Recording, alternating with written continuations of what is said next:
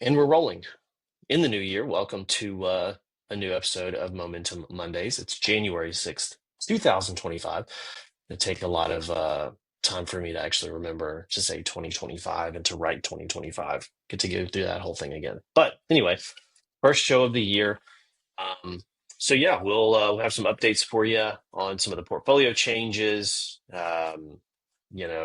Santa Claus seems like failed to call in the market, and so sometimes that indicator is, um, it's not an indicator we use to trade, but the little saying that Santa Claus fails to call, bears may come to Broad Wall, meaning maybe there will be a bit of a rougher year. But there's a lot of other things that are in the market now, kind of counteracting that. So it's just Well, and you interesting, and you kind had of to look at. a lot of gains that people needed to go ahead and begin to liquidate to get ready for taxes. Yeah, harvesting and things You like know, that. Yeah, that's yeah. correct. So last year Anyway, was an interesting year for sure. A great year, up year across the board. S&P up And 25% in 2024. yep, And second consecutive year of achieving 20% or greater return following the 26.3% return in 2023. This basically marked the strongest back-to-back results for the S&P 500 since 97 and 98. yeah. Now, and we have to also keep in mind, especially for 2023, that was kind of the clawback year, right? That was the year of trying to get back a lot of what 2022 took away.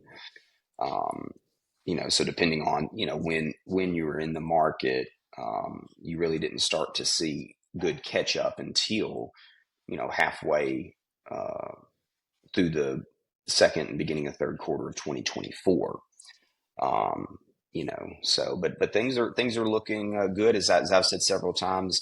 Just historically, when you look at bear markets, when you look at getting out of a bear market, you're generally are going to have 36 months of double digit return historically, whether that's 10 or 30%. It spans the gambit. Some have been as high as 40%, 40, 30, 20, 20, 30, 15. So I don't think this go around is any different, but we are entering a new year.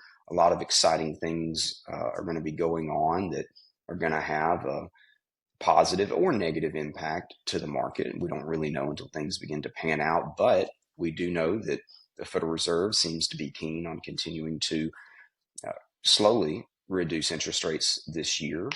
And the tax return, excuse me, not tax returns are coming up here. It's time to start getting ready for that. But the tax renewal, the extension of the Tax Cut and Jobs Act that was passed in 2017 is up for renewal this year. So that's gonna have some excitement for the market one way or the other. Yeah, and we're 16-ish day, 14 days out, 2 weeks out from an inauguration of second term of President Donald Trump. Yeah, right at 2 weeks, I think. Yeah, 14 days. So the So we'll see 20th. what that brings with it. Yeah. But we'll go ahead and let you go through the fine print, and then we'll get into what happened last week. Yeah, keep in mind, anyone listening to this, whether you're a client or a prospective client, or maybe the friend or family member of a client that has shared our insight with you. None of this is to be construed as individual investment advice. Always reach out to us about your specific situation, because your situation and the type of portfolio either you have or is appropriate for you is going to be different than others. So this is really for informational purposes to gain insight into how we think about markets and positions and portfolios, expectations versus reality, all of those things. Very interesting commentary we try to provide, not actionable investment advice. Always reach out to us. There you go. So we had a bit of a rough week last week to start the sort of in the last month of the year and start the first month of the year, and we kind of mentioned a couple of things such as some loss harvesting and some gains and stuff like that going on in the market, some selling. So last week we had S&P down about half a point, Nasdaq about the same, Dow down a little bit more, 0.59. Russell actually up last week, 1.13. So you're starting to see kind of that sort of interesting um, juxtaposition between the indexes. Gold up almost 1%, silver very similar. 10-year bond up about 30 basis points, Bitcoin up a little over 5% last week. And so, um, it's interesting to us as we look at that sort of landscape because I don't think a lot of people had it on their bingo card that the last week of the year was going to be as rough as it was. I mean, it wasn't terrible in the grand scheme of the return of the market in 2024, but or even a rolling 1 year period. But I think a lot of people are optimistic we were going to have a good end to the year, and it just didn't, just didn't end up materializing in those three particular indexes that we kind of keep an eye on. Yes, but when you mentioned the Russell 2000, so we had been really waiting for a good 6 months for the data to point us in the direction of allocating more towards small caps, and that actually happened. So, the way that we analyze the data that we receive, which we receive daily, but the time frames that we apply them in become very important. And so, when our quarter end cycle came in and looking at the data, it gave us the confidence we needed to deploy a good portion of the portfolio into small caps and also to overweight tech. I think that's going to treat Hmm. us very well this year. So Yeah, we'll see. It's we already, had, yeah, tech was a holding that we held for a large part of last year. We started rolling out of it in probably October, I think, and we kind of switched out for real estate, and so we're doing that again. We're flip-flopping again to where we are selling real estate, getting back into the technology sector, back into small caps. and I What think what else are we threw going to? off, because the data and the money was moving, and you can track this with the way the mortgage rate fluctuated last year. You had a lot of confidence in going into the third quarter with waiting towards real estate. Data was pointing to it. And I think what threw that off was the Fed doing that 50 basis point cut right before the election. It kind of began to put the focus on government spending and how we're going to reduce government spending relative to GDP. So, even if you keep government spending the same as last year, but you increase economic output and activity, that's technically a spending cut. That's the way that the market's going to take it, and we need that to get those mortgage rates down, which will inevitably push up your real estate position. So I think it's probably something that, again, the data is going to point us to probably in the summer. We'll have to see. I'm not sure if it's going to outperform tech, and that's really what we're looking is what's going to be outperforming based on the data. Small caps, again, I think are going to treat us very well. It looks like Trump is going to lower corporate tax for a lot of your domestic production down to 15%. That's a big deal. From 20 to 15, you got to keep in mind, well, that's a 5%, you know, rate decrease. But really what it is the difference between 15 and 20 is a good 25 to 30% reduction in the actual tax dollars you're having to pay. So if your tax bill is $100,000 as a small business and you're at a 20% tax bracket, and now you're going to 15%, you're going to be, instead of paying $100,000, you'll be paying 80, 75, 80,000. So that's another 20 grand you can give as bonuses, reduce your Well, debt, there's some invest in stipulations your, involved in getting that rate. He's got some things he wants companies to do as far as moving jobs and money into the country. So there are certain companies who probably will do that. We saw a lot of that last time he was president. Companies like Apple holding billions of dollars in cash overseas were able to move it back to onshore it effectively, and then pay a lower rate for it. So I mean, it works. It has worked historically. So we'll see what it does this time. But yeah, that's about the scope of changing out for what we did here in the rebalances that we did this week and last week. Small cap, mid cap, and tech, basically replacing the Dow real estate and and real Dow. estate. Yeah, Yeah. the Dow and real estate essentially. Yeah. So we'll see how that fares for us. We're still very much thinking that crypto is going to be very good for us this year. So we're still involved in that trade as well. There might be some periods of time this year, later on in the year, where we might change up some of those positions based on um, the gains that we think we might have in certain holdings And so we'll kind of talk about that in more detail later on if that materializes. But those are just kind of things we're looking for and we're watching for. Yeah, we're Um, entering that part of the crypto cycle where we're going to be getting our max dollar denominated prices this cycle. So most likely end of 2025, beginning of 2026, you're going to have your max US dollar prices. Most likely a very similar percentage return this year as last year. So 120, 130% up. Most likely you're going to see that again this year.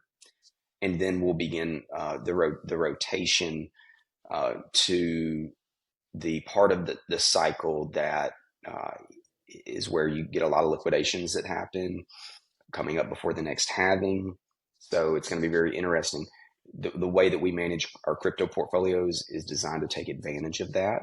And so, in understanding how those 4-year cycles play out with crypto, yes, things can change and nothing's going to be exactly perfect, but understanding where we're at in the cycle is going to help our clients get good risk adjusted return potential, considering how much money is left on the table for these asset classes before we get to the next halving, which generally the halving controls almost every aspect of pricing and price expectations in the crypto market, regardless of the type of asset class within crypto that you're exposed to. But a lot of exciting things coming. Hopefully there's going to be some regulatory clarity around large portions of the crypto market that's going to allow us to give our clients small bits of exposure to some really great alpha generating positions. People don't realize how deep and broad the crypto market is becoming, how much liquidity is there, and it's a lot of exciting opportunity there. Of course, our biggest thing is finding liquid and regulated vehicles to gain exposure uh, to the crypto yeah. space. So we'll continue to do that with small portions of the portfolio to produce, again, great returns, 120, 130, 140% returns that we've seen in some of our other holdings. I think our Grayscale Digital large cap holding is up from entry until now, well in excess of 200%. And that really helps when you're looking at only allocating 2, 3, or 4% of your portfolio. That really helps provide excess return and just produces more wealth that we can compound over time. Yeah, and certainly the vehicles of the ETFs that were approved last year of Bitcoin and Ethereum and things like that certainly helped sort of lower the cost in that space because that is one thing that we were kind of going up against with the vehicles that were available to us, which was that they were a little bit higher cost. But with performance like that, it really It doesn't doesn't matter really matter. Yeah. because you're getting the bang for your buck there. But you know. We've got some interesting things coming up this week. If we want to kind of pivot there, services PMI going to come tomorrow. Job openings tomorrow also. FOMC minutes are going to be Wednesday. Friday we've got non-farm payrolls, unemployment rate, and the Michigan consumer sentiment study. So we'll see how that all plays out. Should be interesting to see kind of some of what the Fed's thinking about. You've got some kind of rotation in the governors or the board or something that happened this week or today that I saw. Fed vice chair will resign to avoid Trump legal clash, but he's going to remain a Fed governor. So we'll see how that goes. You're having, especially when we go back and talk about the rate cuts, you are having um, some of the governors kind of dissent there. So it's kind of interesting to see that some of them actually didn't want to do that last rate cut.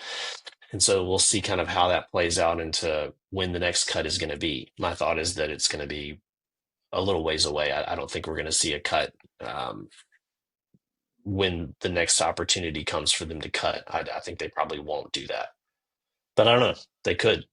Who Yeah, knows? no, I think that the market kind of anticipated, when you have these rate decisions and you see a lot of trading activity, market up or down, normally you're going to get back to what the market was before that meeting most of the time. So it's a lot of trading. It's a lot of algorithmic trading. It's not a playing Yeah. on emotions.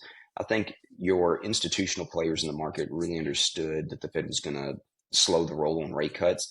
because they have to see what's going to happen in Congress with the federal deficit. That's the biggest key right now. That's way more important than what the Fed does with their rates or their balance sheet. The market wants to know that the Federal Reserve is easing monetary policy. Okay, check, that's done. Now what matters, this is why mortgage rates are not going down.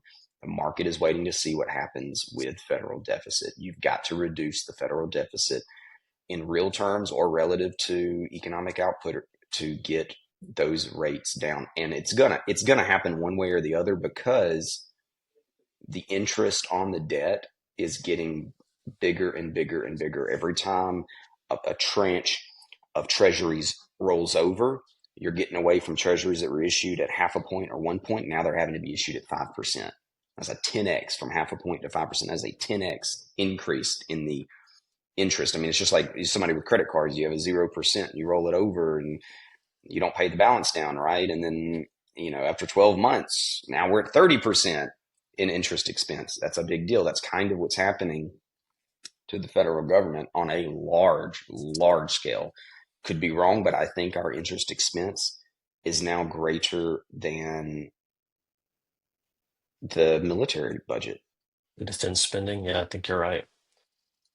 So that's huge. Now we're getting to where the next thing it's gonna take out is Social Security, which we need to Social Security expenditure, which we need to briefly talk about here, and we can have more of a long form discussion maybe next week or the week after when we get some clarity on the rules and implementations of this. But I received a text message from my mother-in-law, which is normally, it's kind of one of the, if you have a mother-in-law, you understand, you kind of wince when you get the text message. It's like, oh, what's happening? Run for my life. I don't want to answer. No, I'm just kidding. But I got a text message from my mother-in-law before Christmas, I believe. And she had been looking, she's from Monroe, Louisiana, grew up in the Delta near, I think it's a place called Crowville. Extra points if somebody can find that on a map. South of a little town called Delhi, if I'm correct, Louisiana. And so she still looks at the local news in and around where she grew up and worked. And she texted me saying that, did you see that the U.S. Senator Cassidy had put forth a bill, the Social Security Fairness Act, I believe is what it was called, and it was going to take away the windfall elimination and the government offset pension provisions for Social Security. I did not know this, so began to research. Sure enough, they passed it. And then I believe it was yesterday, because she texted me again, that President Biden had signed it. And it affects about 3 million people in the country. So it doesn't affect a lot of people, but it affects about 3 million people in the country that have been public service employees. So you think firefighters, teachers, police officers. She was a parochial employee for one of the parishes in Louisiana. And so it affected her. What it means is that if you had any Social Security credits or owed a Social Security benefit vis-a-vis spousal or survivorship benefit, that benefit was reduced relative to the amount of public pension you were receiving from your county, your parish, your state, or your city, or your municipality. So now that is going away, and it goes away, it's retroactive to December of 2023, so they're going to back pay. Now you're entitled to your earned benefit or your benefit vis-a-vis spousal, disability, survivorship benefit, widower benefit. It gives you access to that benefit. So if you're listening to this and you are a public employee that has any Social Security credits, or maybe you have a benefit earned through your spouse's Social Security credits, you're now going to be eligible for Social Security, and that payment will be paid back to you all the way December of 2023. Now I've had some people that have contacted the Social Security Administration and gotten back to me.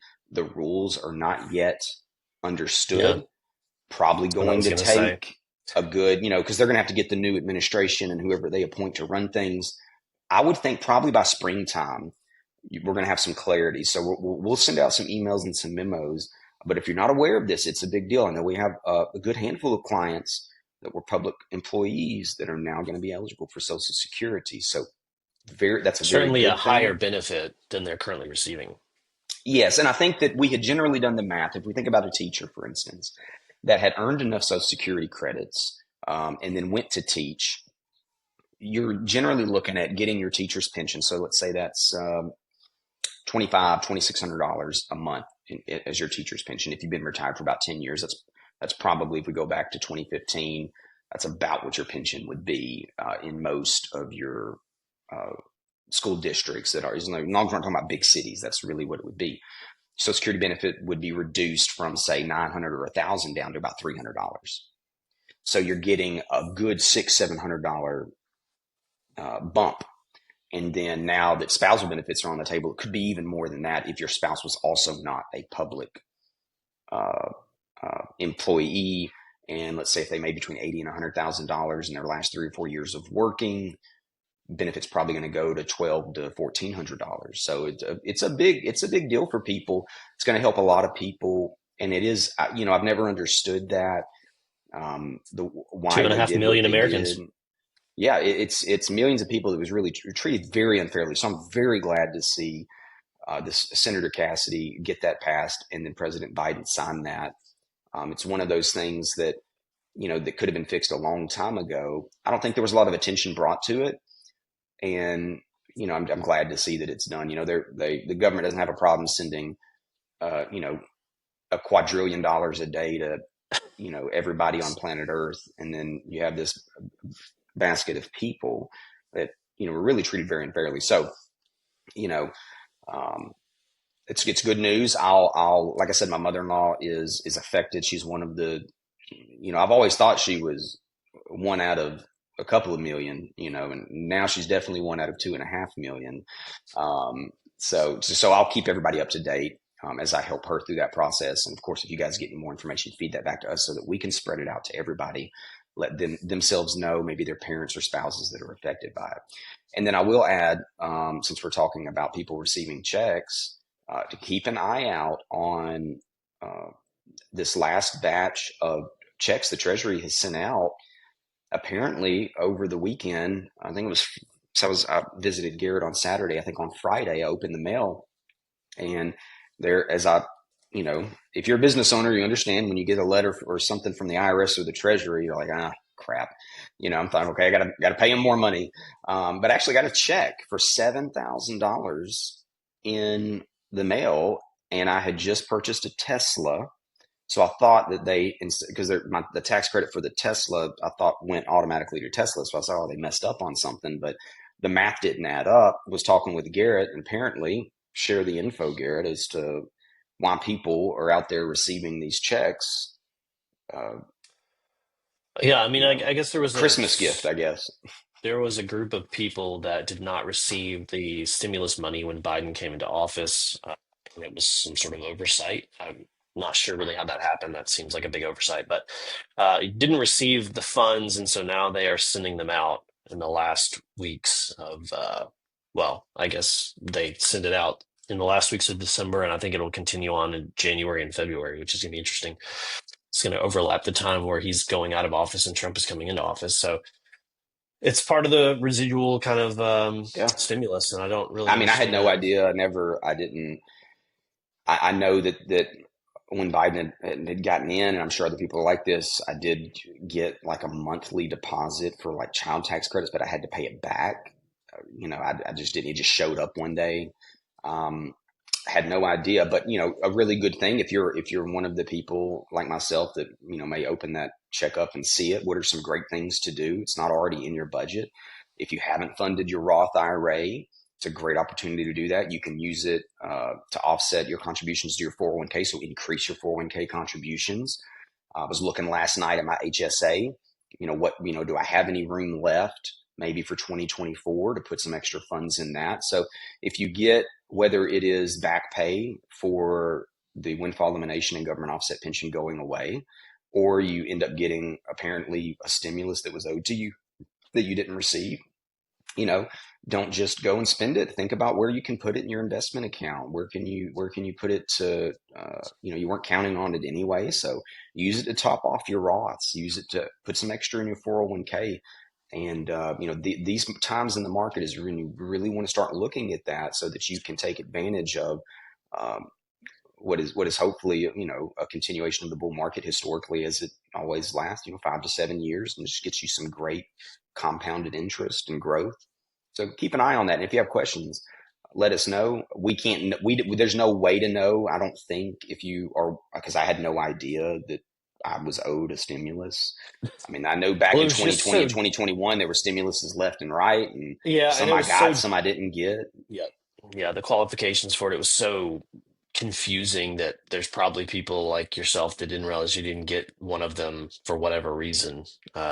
So yeah, I mean, it's going to be either a check in the mail or a um, direct deposit. And I think it equals out to $1,400 a person in the household. So keep Including out to look. kids. Yeah, well, they're Yeah, people in the household. they are people. Um, Yeah. so yeah, anyway, I think we can probably wrap this one up at 25 minutes. We've got some exciting stuff in the works for next week's show. We wanted to kind of do it this week, but schedules and things wouldn't align. So this is why we're kind of virtual this week instead of in person. We'll be New back in studio. person next New week. studio next week. Yeah, new location. We'll be back in person next week, and we'll be working on kind of our positions of optimism is what I call it. I don't call it like we're not gonna stock pick, but just things that we're looking at for companies that we think Themes, might 2025 be, themes and companies and yeah, opportunities for growth, and why it's a good time to be excited, and really just go through, how can we be specific? Okay, if we think this opportunity exists in the market, here's a specific way to look at it, and to kind of track that position's performance to understand it. Are these changes, these economic changes, these growth trajectories, are they actually happening and materializing? We'll give you some insight on how we look at that and how to track that, and give you some names that you can look at. It doesn't mean we want you to go um, sell naked puts on positions and leverage up in your Robinhood account to buy a bunch of things. It's not that, but it's to give you some really specific insight, and give you some ways that you can kind of track things along with us to see how the market's performing, and are they meeting our expectations, right? Is the market meeting our expectations? And yeah, look at some yep, optimism, position optimism. Yeah. a good way to put it. Well, Yeah. we will be Wonderful. back next week. Hope everybody had a good start to the new year and a good end to the last year. And if you have any questions or anything, as always, feel free to reach out. Specifically, if you have questions about the windfall elimination provision stuff that's going to be tackled with the Social Security Fairness Act, I'll try to put a little story up or a link or something. We'll have an email to send on that. I'm sure as details become more clarified and figure out kind of what exactly that looks like. But yeah, as always, any questions or anything, feel free to reach out to us. We will be, last housekeeping item, we will be sending out the annual check-in emails middle to end of this month. So we'll go ahead and get people on the calendar for February and beyond doing check-ins. And yeah, so hope everybody has a good week, and we'll see you guys next week. Bye Goodbye. bye.